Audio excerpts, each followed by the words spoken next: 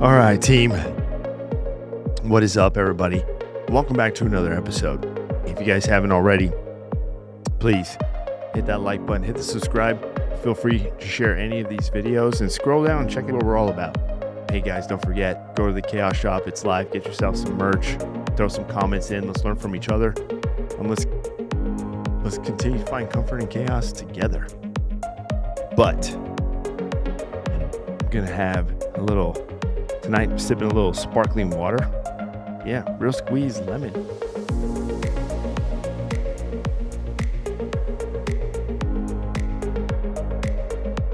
Team, we're doing something a little different this episode. So, in this episode, basically doing a little Q&A. I went ahead and posted on my Instagram story. Those of you who've been around for a while know me. I'm very active on Instagram. So, if you haven't already followed me, feel free, use the links in the description and follow me on Instagram, guys. And let's interact and engage with each other. Now, this episode, we'll do something a little different.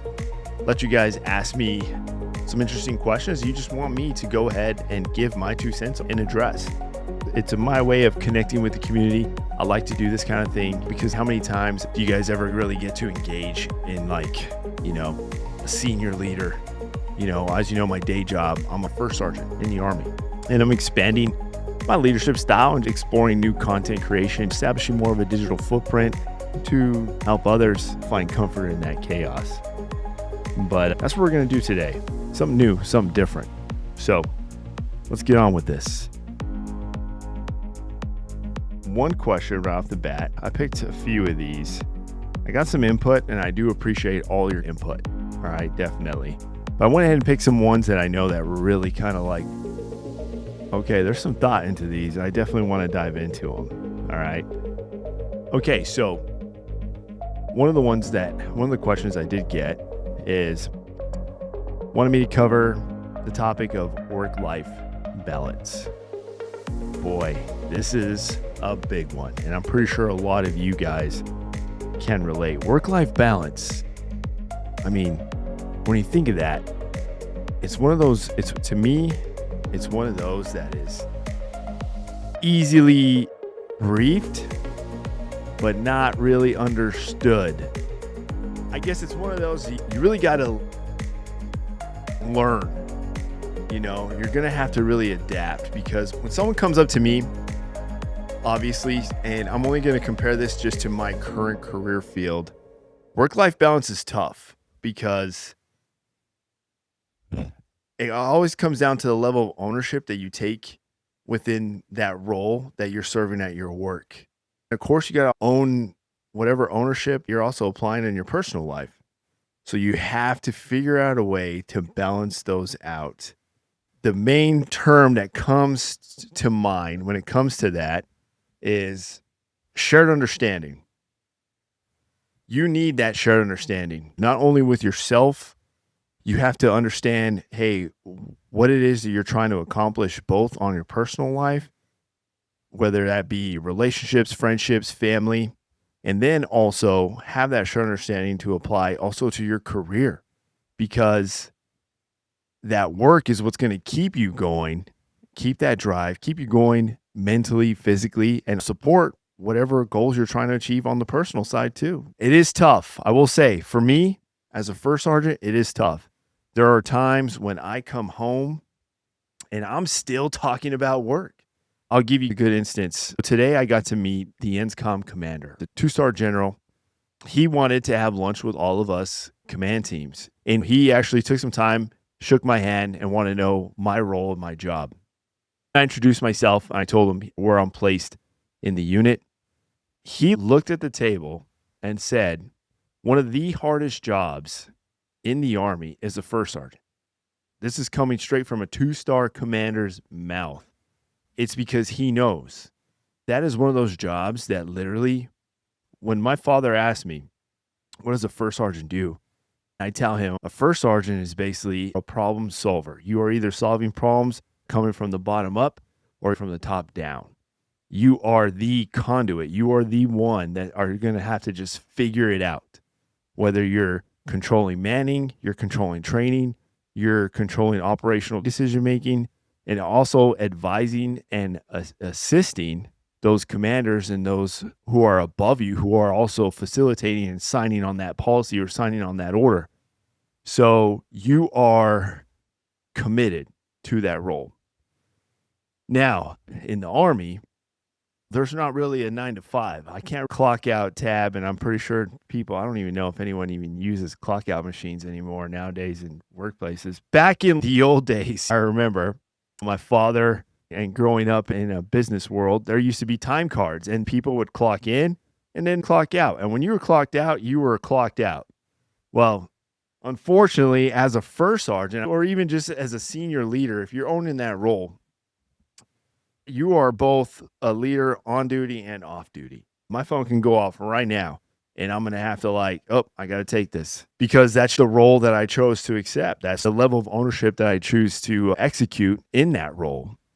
When it comes to work-life balance, this is where it gets tough, because I have to use my own due diligence to figure out a way to balance my time, energy, and effort for those that I want to devote it to on the outside. I pursue personal goals or a new adventure in life, or even just like for my son, I have to make that time, and it is on me.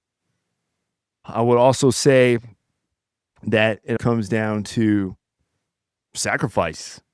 You're going to have to make that choice, because there's going to be times where you're going to have to sacrifice. I can easily say I have not had the best of relationships in my past. There's so much that I wanted to do. There's so much that I wanted to achieve, even in the relationship world. But it was tough because of just the amount of commitment I applied to work. And this is where, when I use that term shared understanding, it's very important. So when you pair yourself up, and make sure, I would say, you communicate that to your families, you communicate that to your friendships, your relationships, anything that you're trying to achieve outside of work. As long as that's communicated and you're transparent, you'll be able to find balance. In the end, that's what you want to do. The reality, too, is one that we all have to admit, at least I do, is eventually there's going to be a time where I'm going to hang up the uniform. And then life is still going to continue to go on. Life and time will not stop. These are the realities that you have to accept. You just put it in a big cup and you shake it around like a cocktail. And then next thing you know, you're just figured out, well, work-life balance, here you go. Take a shot. And you're just going to figure it out while you accept those realities. Life and time ain't going to stop. So you're not going to do whatever you're doing now, you're not going to do forever. So figure out, what's that long-term goal? What's that long-term plan? Start devoting a little energy. Cut a little piece off here, a little piece off there, and start putting it aside and ready to go for when you do, because you're going to focus on a new goal, a new chapter. So I would say, when it comes to work-life balance, understanding those realities is definitely what's going to help you. The way I develop a good work-life balance plan is I understand the reality that I will hang up the uniform, and what's my long-term goal? What end state? What do I want to achieve? And then, of course, shared understanding. I got to have a shared understanding to find the balance to own my role and still make the job work while I'm in this duty position. I hope that answers your question for the work-life balance. Good question, though, guys. Thank you. If you haven't already, make sure you check out Instagram. It's one of the only ones I use the most. So definitely, if you're not following me already on Instagram, make sure you guys shoot a follow, because I will always post interactions like this, and then you guys can always chime in, and I'll engage it on the video. So let's see. We got another one here. This is actually a really good one. So the question was, what I posted on the story was, hey, I'm going to be back in the studio tonight recording. What questions do you have for me, or what would you like me to address? And one of the responses I did get was, hey, can you address the military context of emotional control in leadership and the psychological foundations of emotional control in combat? So this is basically a two-part question. I would definitely say, I'm going to tackle this first one first. Military context of emotional control in leadership. I'll tell you, we're going to go down memory lane. So there's been times where it is, I guess, one way of eliminating or finding a way to contain that emotional control in leadership is one, you can't take everything personal. You cannot take everything personal. But what's crazy is we as human beings, especially in society nowadays, we live in a time where everybody takes everything personal. It's like everything is designed to just trigger you emotionally. And if it triggers you emotionally, well, then that means now you have a personal application to it. And to me, that's the wrong answer. One thing I always tell my NCOs, I have a lot of senior NCOs that I have to mentor and guide as part of that support channel. One thing I will tell them is one, you can't take everything personal. All right. Especially in the military, you cannot take everything personal. You got to remember, you are part of an organization that you can be gone tomorrow and this organization will still flourish. Your unit, you can be kicked out of the Army. And guess what? That unit will not suffer. It will still continue to go. The organization will continue to go. But the mark you have to keep in mind is what mark are you leaving in that organization, as a leader? So can't take everything personal, but what you can do is focus on controlling what you can control. So I'll tell my NCOs, don't take everything personal, control what you can control, and utilize the process that's already in front of you. All right.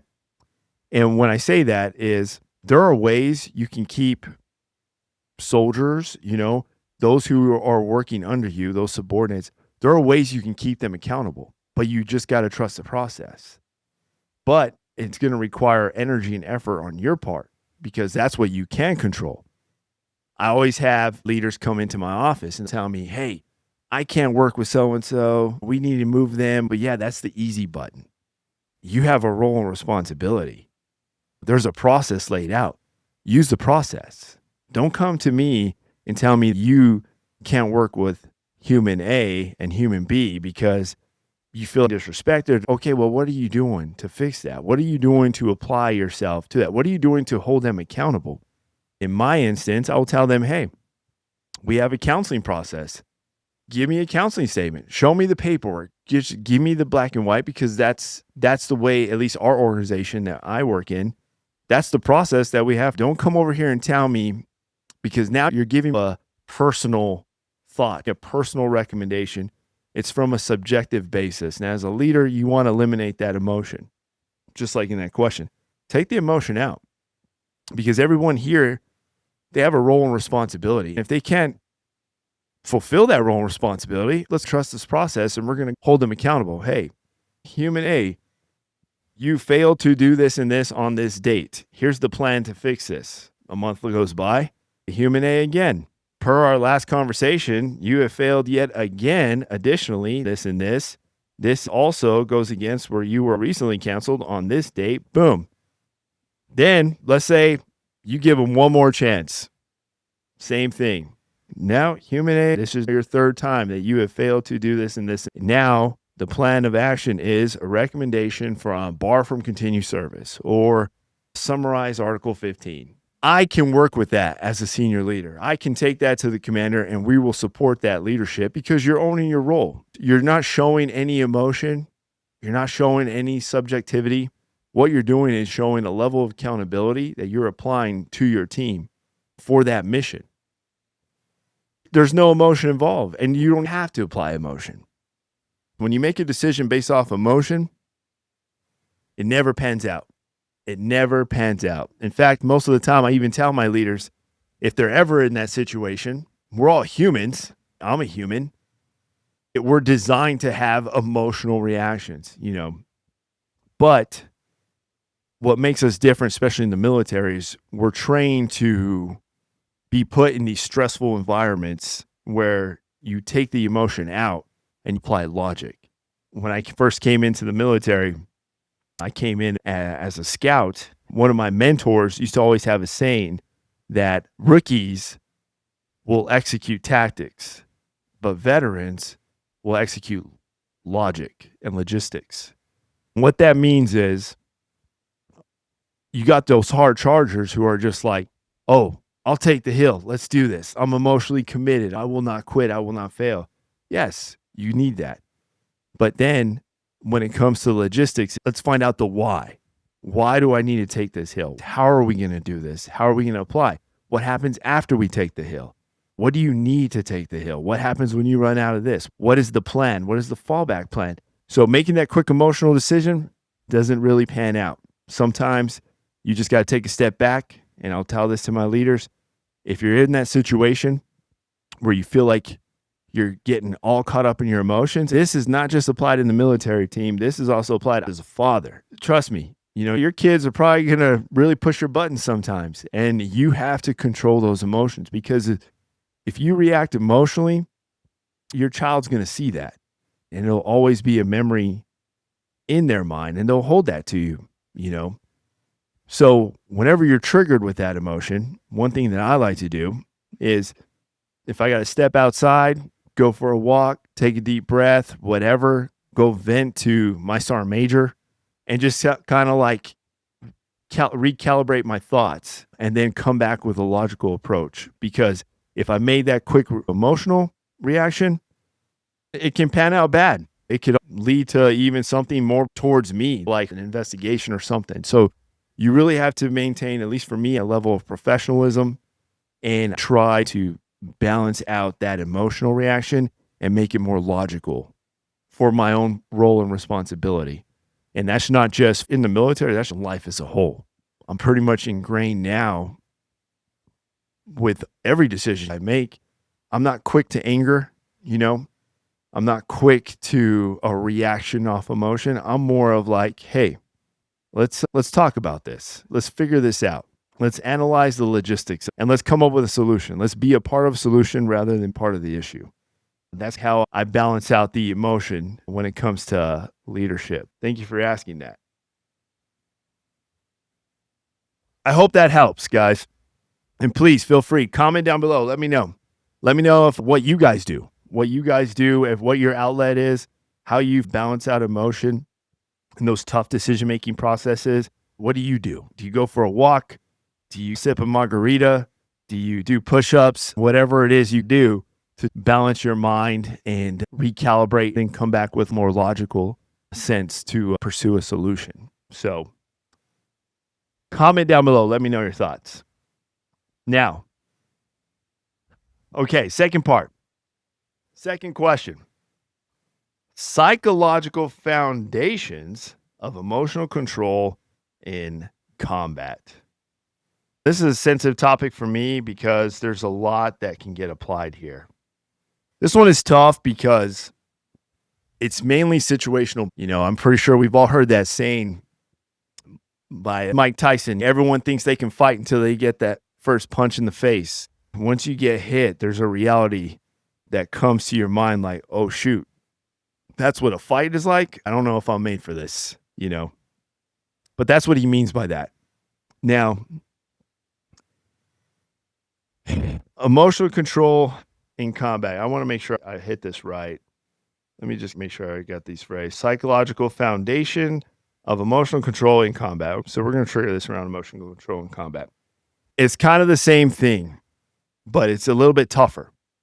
Mainly because the reason why I always say this is a tough topic, because the Army, the military, particularly the Army, it's in the business of war. You're either preparing for war, in war, or recovering from war, and then retraining and getting ready to go back in. That is why you hear the term warfighter everywhere. Warfighting functions. You hear that term all over every FM, TM, TC. Everything's based on one thing: warfighting functions.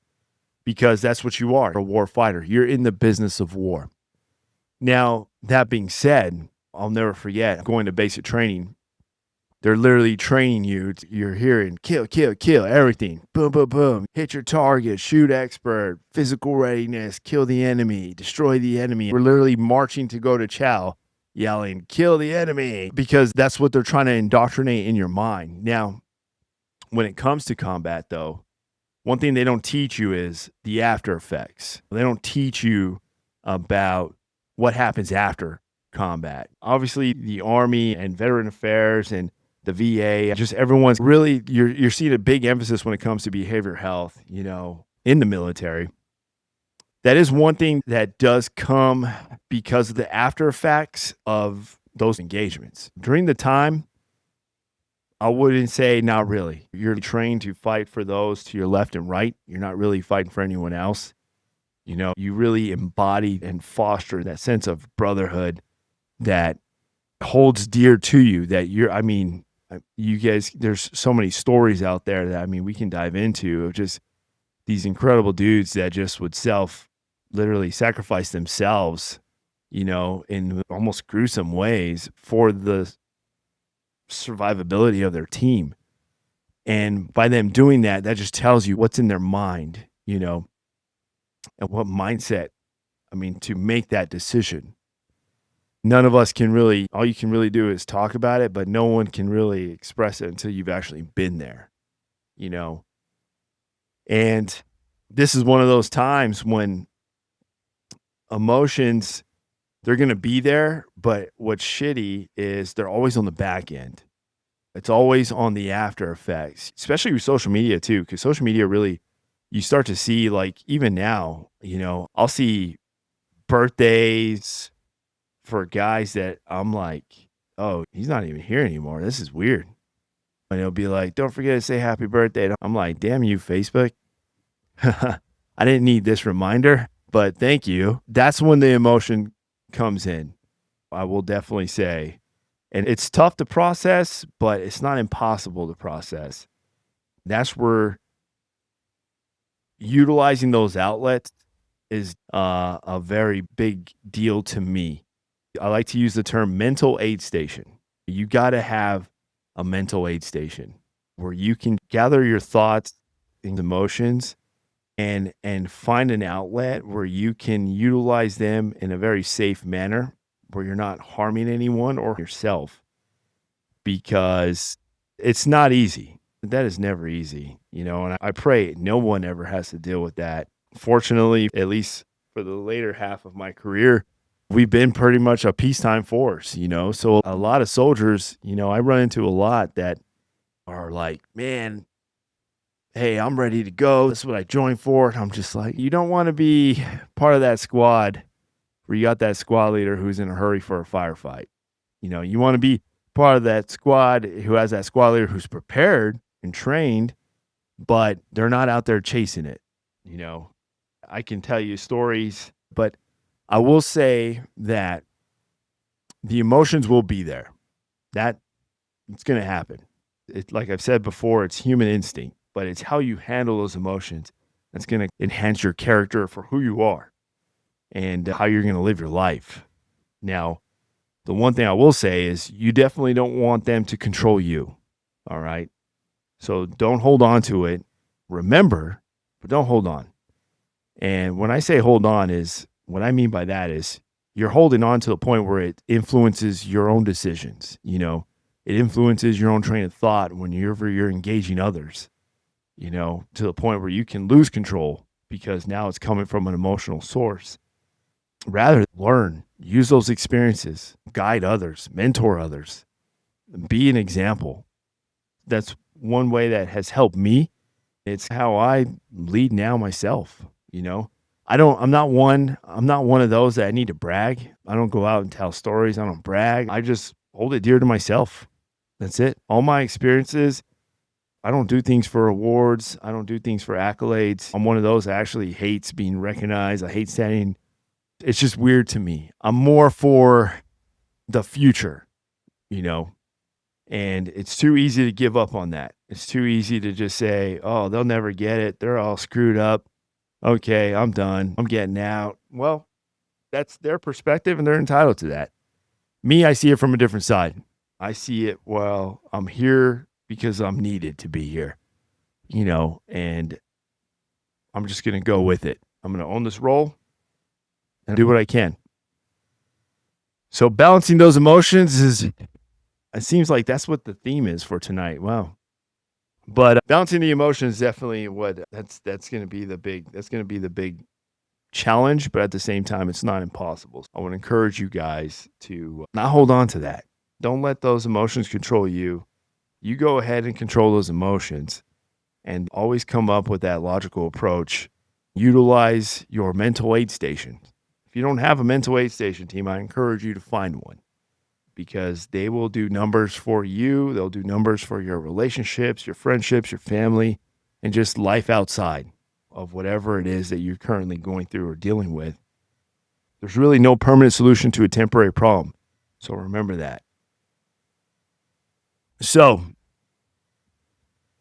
we covered some questions. Those were very interesting talking points. I appreciate you guys. Thanks for reaching out as well. And like I said before, team, if you haven't already, definitely shoot me a follow on Instagram. And please do not hesitate to engage, especially when I'm posting questions and encouraging that engagement, because that's the only way we're going to learn from each other. Now, I will end with this. Controlling what you can control. I feel like that's a common theme that I'm always re-engaging to you guys, but it is so true. I can say just today alone, I had a big meeting, and one of the things I had to say to one of the leaders is you cannot take everything personal, and you got to really only focus on what you can control. Because if you don't do that, you're going to find yourself lost in the sauce. You're going in circles. You're probably going to end up in trouble. You're going to end up in a limelight that you don't want to be part of. And why would you do that? Why tarnish your reputation, your time, your experience, and your legacy by losing control? Especially for something that obviously is not that serious. Sometimes we are human, and some of us out there kind of take things just really too personal. I feel like that's one thing we just need to stop. Don't take everything so personal. Control what you can control. You're going to see stuff posted on social media. You're going to see these news articles. You're going to see all these bumper stickers that the media is going to throw at you to just get you to lose your shit. If they do that, then they win. But the reality is what's being posted on there probably doesn't even affect what's going on underneath your roof. Why are you going to exert energy on that? Why try to control something that you can't control? How about let's go ahead and control what's underneath your roof first. Control what's in your circle. Control those relationships. Get that safeguarded. Get it steady. Get it protected. Get it secure. And then you can go ahead and probably start devoting yourself on some outside elements. But right now, just focus on, guys, what you can't control, because if not, you're going to get lost in the sauce and you never know what trail it's going to throw you down in life. I'm just telling you straight up from experience. You don't even have to listen to me. Keep doing what you're doing. If that's how you like to handle things, good luck. But in my line of work, it doesn't pan out.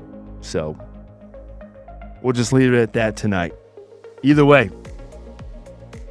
guys, hey, please, by all means, comment down below. Let me know your thoughts. Let me know. If you have any other additional questions or anything you want me to address, hit me up on social media as well. I always engage. Don't forget to hit that subscribe button. I'll see you on the next episode. All right. Be safe out there, guys. Continue to find comfort in your chaos. I'll see you on the next video.